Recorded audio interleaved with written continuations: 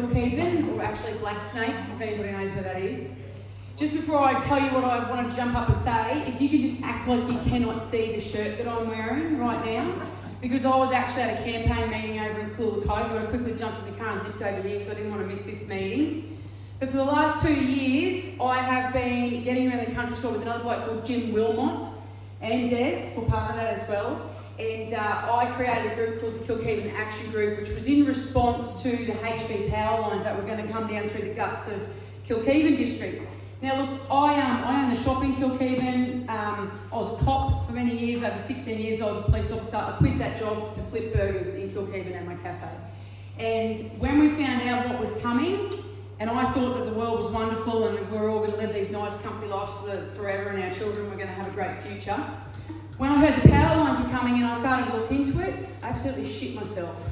And that's what started me on this journey. It's taken me to Parliament House in Sydney, Parliament House in Brisbane, Parliament House in Canberra.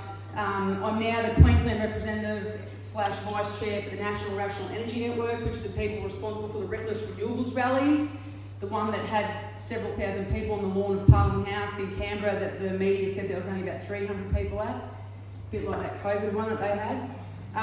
So I've seen everything, I've heard from all the politicians. I would like to say that Lou O'Brien and what he said in that letter today that Brad read out, yes, every word of that is true. We're lucky to have him standing up for us. But what most people don't understand, and I didn't understand this either, what we're tackling here, or what we're battling. It's not just this. You need to understand that this is a tiny cog in a giant big motor. And that motor is part of a huge bulldozer that is coming to wipe the entire east coast of Australia out. From the top to the bottom. Now, if you haven't already looked it up, there's a thing called the Integrated Systems Plan, and it's a federal document. It's on the AEMO website, the Australian Energy Market Operators website. And it tells you the plan that the federal government has in place to transition us to renewable energy. And if you go and read it, and then you also jump on the Queensland government webpage and you go and read the Wide Bay Burnett regional plan, which we're all a part of, you put them both together and go, geez, this whole entire region's going to be a massive industrial estate. Because that's what they've got planned for us. So the pumped hydro at Barumba, so does everybody know where Barumba Dam is? Up the Mary Valley. The plan for that is the big wall down the bottom, that beautiful dam that brings all those tourists in there and keeps that economy of Imbil ticking over very nicely, and Mary Valley and Gympie for BCF and Bunnings and everybody else that gets all the sales when the tourists come out. That wall of that dam is going to be moved 300 metres down towards the township of Imbil. They're going to have to move the camp, well, they're not moving it, they're removing the campground. It's going to be lifted up another 40 odd metres. They're going to drown swathes of rainforest up in the back there up Yabba Creek, Kingham Gorge, that have got fig trees that provide food for the endangered species called the Coxon's fig parrot. There's fig trees up there, twice the size of this hall, and they're all going to drown. And that project, actually, let me go one step further, it's going to require 3 giant tunnels to be drilled through the Great Dividing Range up to a big reservoir over in Jimna, which is going to require 6 dam walls to be built. The highest one is 100 metres tall. And at night time, when these things aren't spinning and the solar's not working, has everybody seen the solar complex out on the Wide Bay Highway near Kilkeven? Yep, well, when that's not all working, the big plan is so that you can have electricity. They will drop the water down through those 3 big tunnels. It'll spin some turbines and they'll spit the power out so we can all still have power at night time.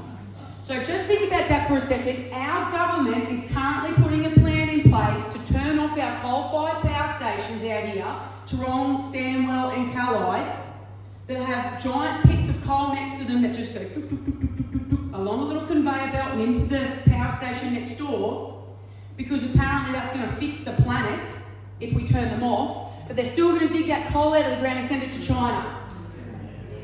And we are going to have electricity bills that will likely quadruple in the next 12 to 24 months, because this plan is going to cost us, the taxpayer, trillions of dollars to put in place. So this is bigger than Ben-Hur, and you guys are the victim of what our government is actually just dumping on us. All of you, me as well, and all of my area out there, because you don't get a say in any of it.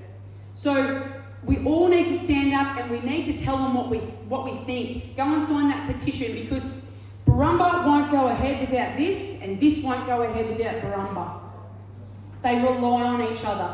Barumba requires more electricity to pump the water up at night time than what it produces when they drop the water back down. Now, that can only power those turbines once they've turned the power stations off out west.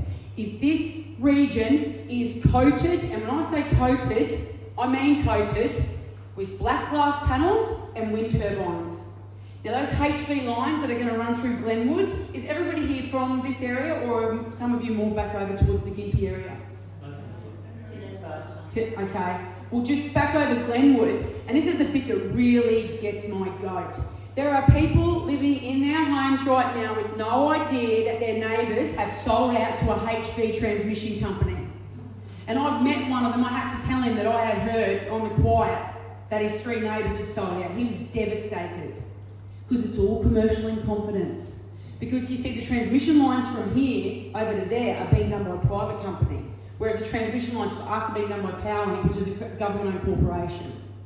But I just wanted you to know that that is how big this is, and what we're dealing with is far greater than just this problem. But every single one of us needs to stand up, and we need to use our voices, and we need to speak out against it, because the power of the people is what's going to win this over in the end. And next Saturday, there's a meeting which I think Des is going to tell you about at Chatsworth Hall. Now, Rainforest Reserves Australia, they are bringing Dominica, who's their barrister.